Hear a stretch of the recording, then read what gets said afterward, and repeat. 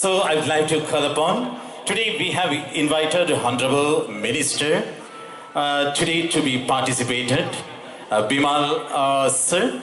But anyhow, her spouse is here, the Honorable Mrs. Samanmali Gunasinghe. Please come forward, madam.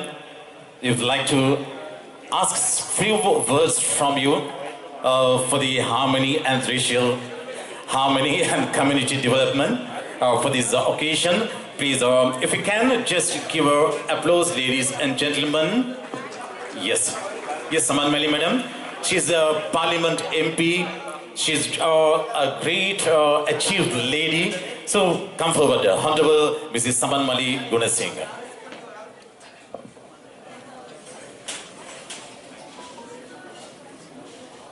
සියලු දෙනාගේම අවසරයි අතිපූජ්‍ය අපේ හාමුදුරුවන් වහන්සේ ඒ වගේම සියලුම අපේ පූජනීය උතුමාණන් ඒ වගේම මෙතනට පැමිණලා ඉන්න ගෞරවනීය ඔබ මහත්මීන් හා මගේ සහෝදර සහෝදරියන් ඔබ සියලු දෙනාගේම නැවතත් අවසරයි අද දවසේ මේ උපවාසය අවසන් කරන මොහොතට අපිට ආරාධනා කිරීම පිළිබඳව මුලින්ම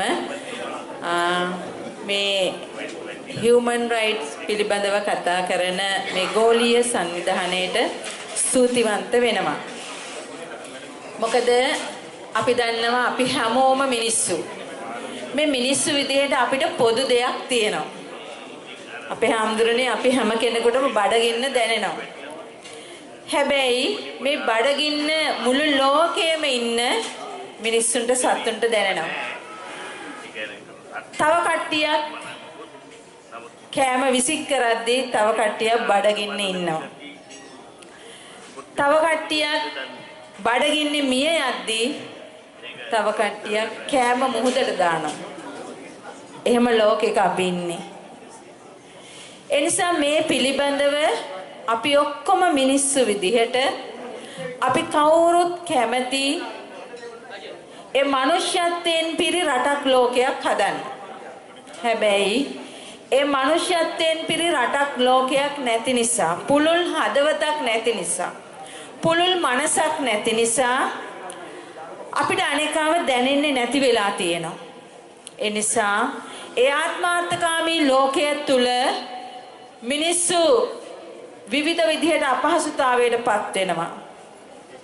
අද අපි දන්නවා මේ අපි උපවාසයේ අත්හරින්න බලාගෙන ඉන්න මොහොතේදීත් ලෝකේ පලස්තීනයේ ඇතුළු තව සමහර රටවල් ලොකු ව්‍යසනයක් නිසා Tamanට හුස්ම ගන්න හුස්ම පොදක් නැතිව වතුර වීදුරුවක් නැතුව කෑම ටිකක් නැතුව ගෙයක් දොරක් නැතුව අන්ත අසරණ වෙලා ඉන්නවා. එනිසා මේ මුළු ලෝකයේම අය වෙනුවෙන් අපිට ඕන වෙලා තියෙනවා හැමෝන්ටම මෛත්‍රී කරන්න, හැමෝන්ම ගැන හිතන්න, හැමෝන්ම වෙනුවෙන්ම සාමය උදා කරන්න අපිට ඕන වෙලා තියෙනවා. එනිසා මම හිතන්නේ මේ අද දවසේ මේ තවත් එක්තරා උපවාසයක් අවසන් කිරීමක් නොව අපි හැමෝම මිනිස්සු විදිහට අපිට තියෙනවා සංස්කෘතියක් හැමෝන්ටම තියෙනවා. ඒ සංස්කෘතිය හරි ලස්සනයි. ඒ සංස්කෘතිය තුළ හැම මිනිහෙකුටම තියෙන අයිතිවාසිකම්. මානව හිමිකම් යටතේ අපි කතා කරන්නේ ඒකයි. ඒ අයිතිවාසිකම් මට ලැබෙන්නේ මම අනේකාගේ අයිතිවාසිකම් ආරක්ෂා කළොත් පමණයි. ඔබ අනේකාට ගෞරව කරනවා නම් පමණයි ඔබට ගෞරව ලැබෙන්නේ. ඒ නිසා අනේකාට ගෞරව කරන්නේ නැත්නම් අනේකා ගැන හිතන්නේ නැත්නම් ඔබට එවැනි ලෝකයක් ලැබෙන්නේ නැහැ.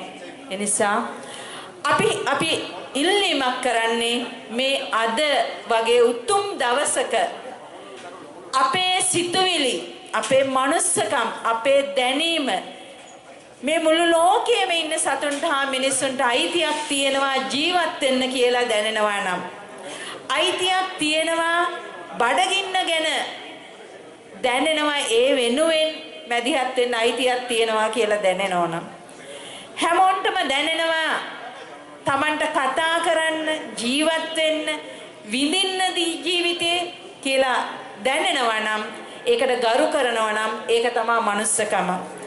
ඒ නිසා මේ සංවිධානයේට විශේෂයෙන්ම ස්තුතිවන්ත වෙනවා.